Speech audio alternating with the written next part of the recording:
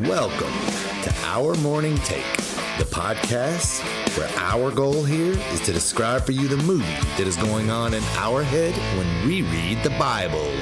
Good morning, everybody. It's Tuesday, January the 30th, I think, right? 30th. Yep, January 30th. Wow. Episode number 22. 22 days in this month that we've had an episode. We're the 30th day of the month. Well, that's coming up. I mean, that is what today is. Yep. Tomorrow's the last day of January already. We're already into February I know. 2024. It's amazing. It's crazy. Uh, A lot see, of good things happening. my in February. grandmother, God rest her soul, was born today. I'm almost positive January 29th was her birthday. So it was probably yesterday. Anyway, somewhere in there. She was born in 1908. I was thinking about that the other day. I said, my grandma was still alive. She'd be like 120 years old, man. Man. Not like Noah or something. You got to go back a ways for somebody to even get that age. You got any more special dates in January? No more in January. You 'Cause sure? We're just about done. It's the 30th, all right? He's went through all 6 of his lives. Yikes! Oh, Well, of course. he was ready. You didn't think he's going to miss that one, did you? Oh, yes. Thank you, Pastor Tim. That was right on time. Exodus perfect. chapter 4 is where we're reading. We're reading in the Moses story. He is at the burning bush, by the way, and God is in the burning bush, and the bush is not consumed. And God is talking to Moses about going back to Egypt now after 40 years being gone and leading his children out of this land of bondage. What a amazing Man. assignment that God is giving Moses. And I'm telling you right now, if any one of us were there, we would be worse than Moses. Are you kidding me? 100%. I can't believe that this is all the questions he asked him. He probably asked more. He didn't want to write the other ones down. He said, no, I'm going to leave that out. Yeah, exactly. Those 17 chapters, I'm going to leave those out. We had a long conversation for a while. Yeah, but I mean, they're sensible questions. They're honest questions. Those are the questions, if you are being called into ministry, these are the questions you should be asking God. So I think it's very appropriate. So we're to another excuse that Moses has. Exodus 4, if you want to read along with us, verse 13 in the sacred King James Version. And he said, O my Lord, send, I pray thee, by the hand of him whom thou wilt send. Okay, so we're going to stop right there because that makes no sense at all. I mean, honestly, read that, Abe. Read that, just read it. You read it. Yeah. And he said, O my Lord, Yes. send, I pray thee, by the hand of him. By the hand of him whom thou wilt send. whom thou wilt send. Oh, my goodness gracious. Anyway, the NASB says, please, Lord, now send the message by whomever you will. And in ESV it says, he said, O my Lord, please send someone else. Exactly. And that's that. And you know what? That makes more sense. And you know what? The ESB has it exactly right because that's what the King James Version is really saying. But the King James Version doesn't even tell you that it's the message. He's saying, you deliver this message by whomever you will, just not me. That's really what Moses is saying. I don't care who you send it, and I know that you've got somebody in mind, but surely it's not me. Now, you can say that that's an excuse, and you can say that Moses was maybe even wrong for even saying that, but he's really not, because that's the right attitude before you go into any ministry. It's like, Lord, are you sure there's not someone else more qualified to go do this? Because I just, I don't think I've got it. Do you think Joshua thought that he had it when he crossed the river? He was just like Moses. First off, they're an obstinate people. They don't listen to you. They don't do what you say. Him and Caleb were the only two that thought they could even go over there and win the battle.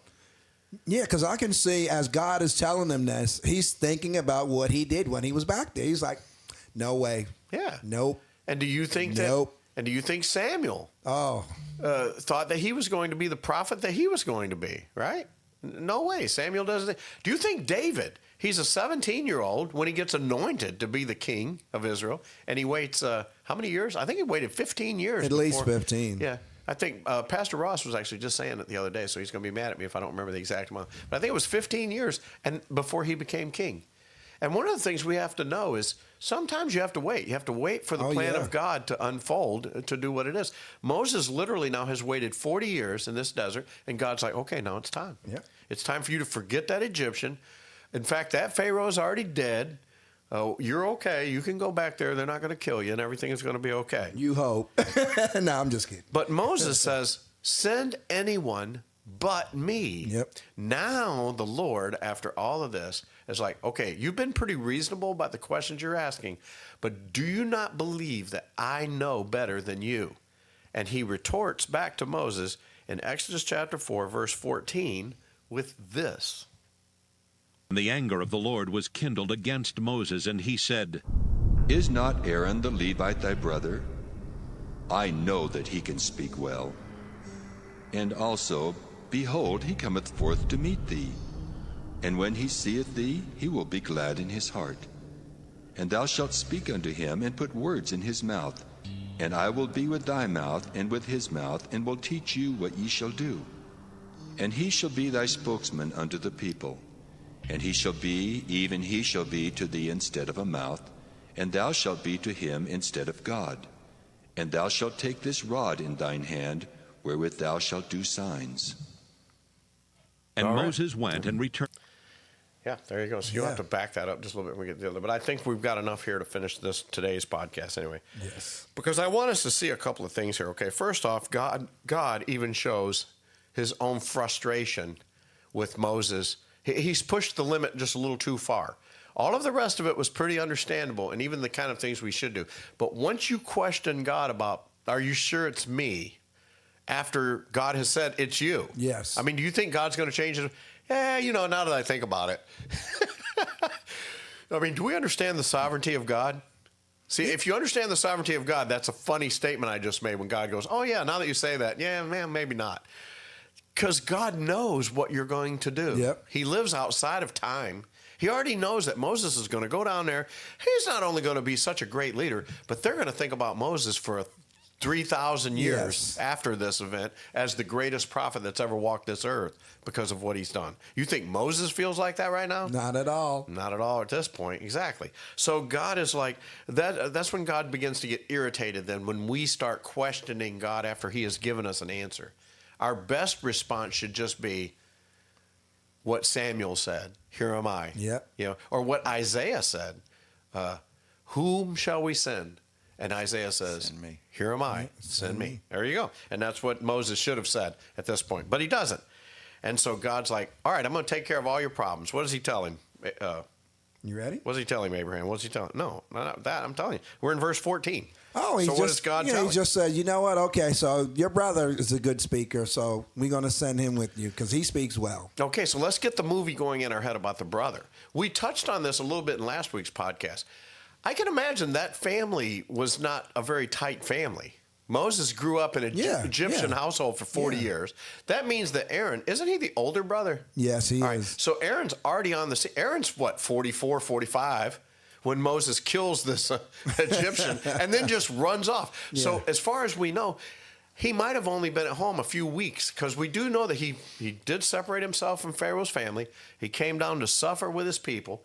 And then the first thing he does when he's out is something bad, and then has to flee. And Aaron's like, what kind of brother do I have Yeah, here? or we don't even know what the dynamic was between them when he made the transition. Exactly. Because Aaron could have been feeling a certain way or for whatever the case may be. We don't know the family dynamic. But Abe, I think we've got a hint, though. I think we have a hint.